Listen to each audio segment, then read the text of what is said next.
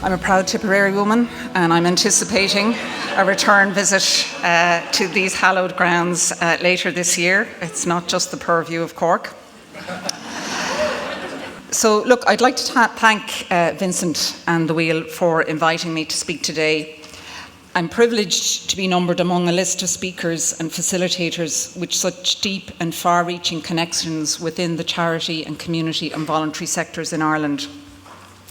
While as Chief Executive of the Charities Regulator, I will be talking on the topic of trust as it relates to charities, I think that much of what I have to say will be relevant to the community and voluntary sector more broadly.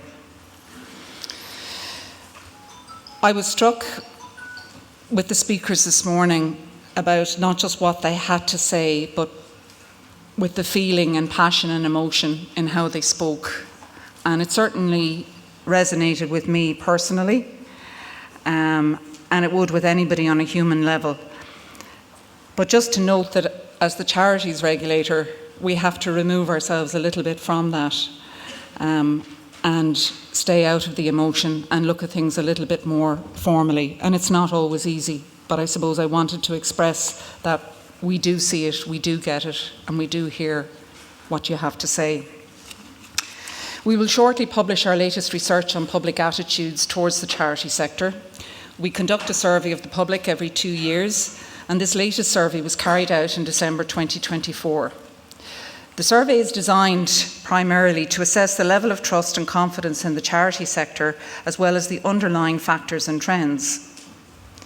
The good news is that public trust and confidence remains high, with people continuing to believe that charities and the work they do are important to Irish society. Transparency and accountability remain central to the question of trust, and it's something that a number of the speakers touched on this morning. For those surveyed who expressed an increase in their level of trust, the top 2 reasons given were being more informed about charities and their governance, and higher awareness of the role of the Charities Regulator. For those who expressed a decrease in trust, the main reason given remains a perceived lack of transparency in where the money goes, but there are also concerns around the amount of money spent on administration. And I know that many of the people in this room will think that that is unfair. We are continuing to see evidence that suggests that the public's understanding of charities and their activities is somewhat narrow. This is perhaps a reflection of our historical and traditional understanding of charity, rather than the great breadth and diversity that characterises the sector today. The people who are here see how critical the charity and voluntary sector is to all our lives, but the broader public don't. And Emmett reflected the same for the media when he spoke this morning. But it's not just charities that have changed. The landscape within which you operate has changed significantly over the years. We are living in uncertain times. Charities and voluntary organisations are grappling with a challenging economic environment of rising inflation and increasing operational costs, against a backdrop of geopolitical instability, shifting social attitudes, and massive technological change.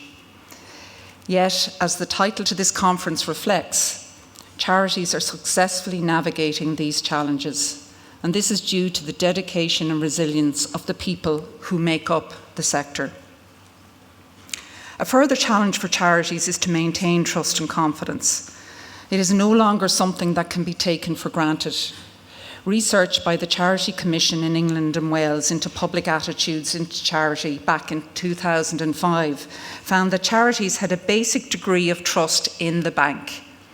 The research noted that the main factor driving trust is an inherent belief that charities will spend wisely and effectively, that they will employ ethical and efficient practices and enable maximum funds to reach the end cause, thereby making a positive difference. This belief is grounded in faith rather than any rationally based expectation.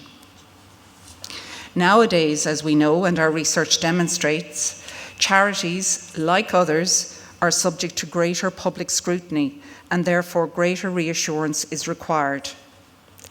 Yet charities, to a degree, are failing to adapt to this change, to the demand for information, for transparency and accountability. In simple and objective terms, this is evident in the relatively low compliance rate with the legal requirement to file an annual report with the Charities Regulator within 10 months of the financial year end, compared to neighbouring jurisdictions. The annual report is a simple online form which provides high-level detail on the charity's finances and also its activities for the previous 12 months. In 2024, only 60% of charities in Ireland submitted their annual report on time. 76% had submitted it by the year end. This compares with 85 to 90% compliance in neighbouring jurisdictions. We also see this inability to adapt to the desire for transparency and accountability in the charities that are companies that file abridged accounts with the CRO. It is reflected too in how little storytelling many charities do to explain their work and impacts. Stories like we hear today, stories which demonstrate impact and resonate, stories which help explain the level of costs that some charities have to incur. As the Minister alluded to earlier, effective regulation has an important role in building and maintaining trust.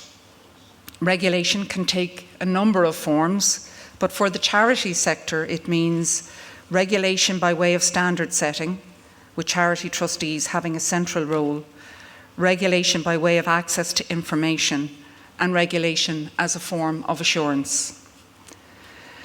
Most of the regulation of charities relates to standards of governance. The core function of the Charities Regulator, which underpins all of our activities, is to increase public trust and confidence in the management and administration of charities.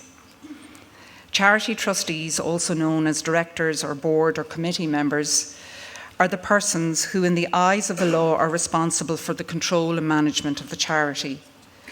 It is therefore to be welcomed that the fundamental duties of charity trustees, which already exist in law, are set out in the Charities Amendment Act.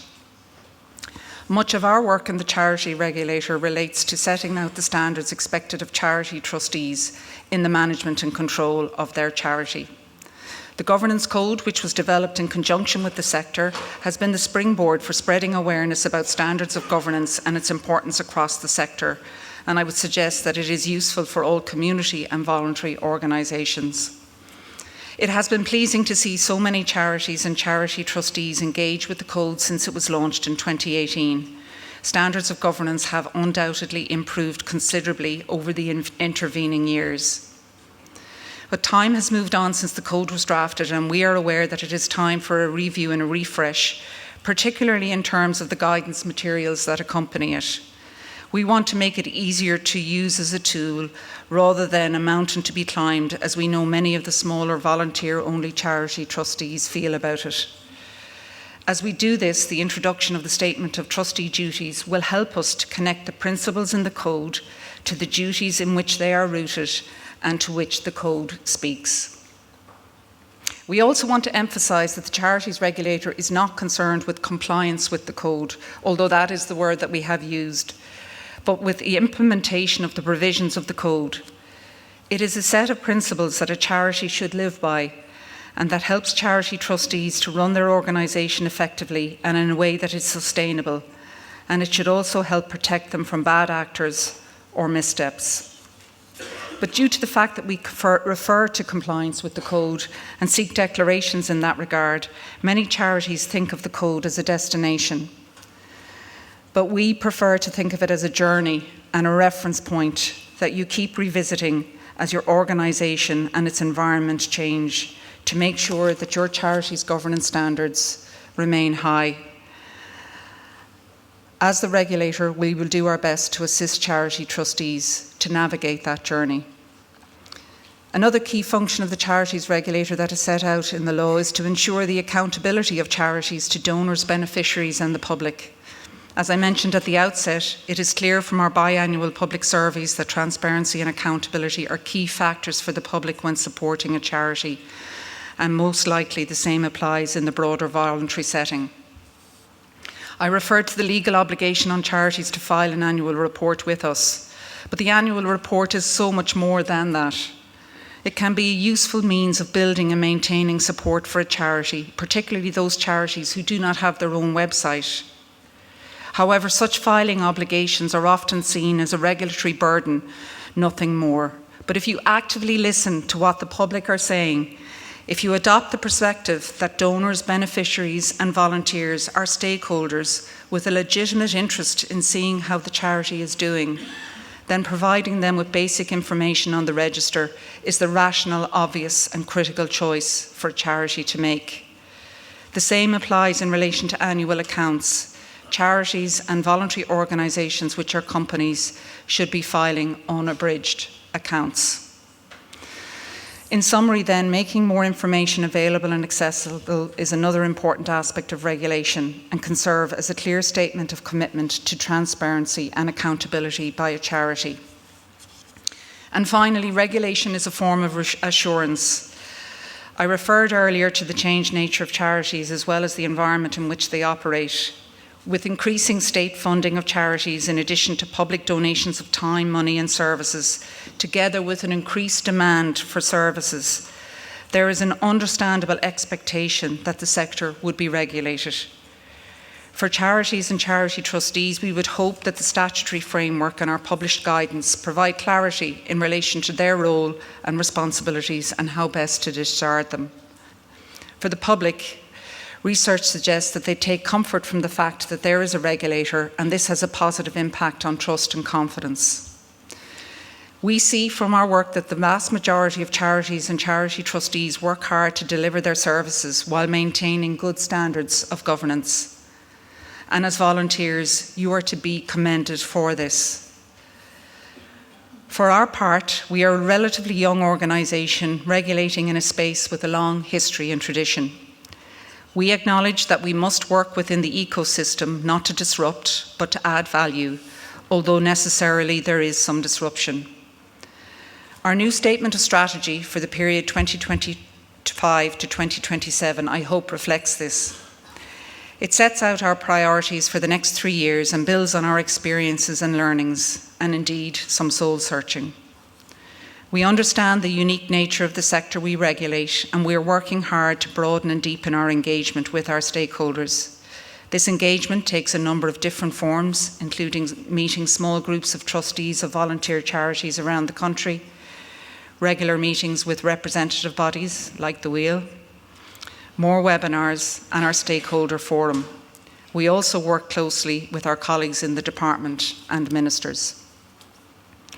We know that charities face many challenges, and you need to trust us as a competent, fair and reasonable regulator who works constructively with charity trustees to help you manage and control your organisations and deliver on your charitable purpose. A key component in this is the guidance and other materials we publish on our website. We are committed to expanding, developing and refining our guidance and how we deliver it to meet the needs of different types of charities. Supporting charity trustees in this way, as well as engaging with you on a one-to-one basis when issues arise, is a central plank in our regulatory approach. However, we will not shy away from taking action where it is warranted, where it protects charitable assets and services and the reputation of the charity sector as a whole. Just as more transparency is demanded of charities, we have committed in our new statement of strategy to publishing more information on what we do, how we do it and why. This is particularly relevant in the area of compliance where most of our work goes unseen. We want to give a clearer picture of how we engage with charities on a one-to-one basis by providing anonymised case studies from which other charities can learn. We are a relatively small organisation. We have 47 staff working with a community of approximately 11,500 charities and 76,000 charity trustees. Our desire is to be accessible, approachable, responsive and supportive, but as a regulator, we must also maintain a line which respects our responsibility to be fair, consistent, impartial and faithful to our statutory role in the public interest. And we look forward to continuing to work with you all towards our vision of thriving, trusted charity sector in Ireland. Thank you very much.